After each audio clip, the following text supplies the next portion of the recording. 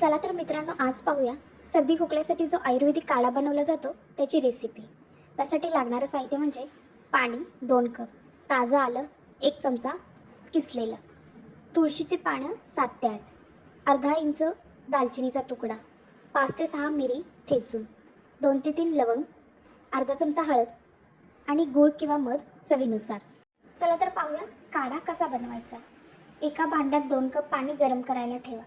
त्यात किसलेलं आलं, तुळशीची पानं, दालचिनी, मिरी आणि लवंग टाका। गॅसची आच मंद करून हे मिश्रण उकळू द्या, जोपर्यंत पाणी अर्ध होत नाही। अर्ध म्हणजे 2 कपाचं 1 कप होत नाही। शेवटी त्यात हळद घाला आणि नीट ढवळा। आता हा काढा गाळून घ्या आणि चवीनुसार त्यात गूळ किंवा मध घाला। आता हा काढा कोमट करून प्या।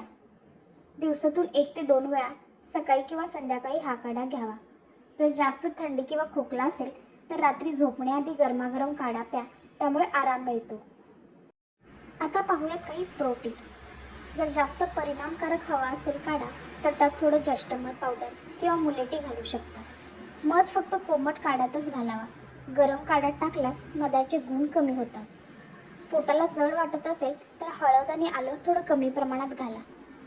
जर हा काढा आठवड्यातून नियमित प्रमाणे 2 ते 3 वेळा घेतला तर रोगप्रतिकारक क्षमता चांगली राहते।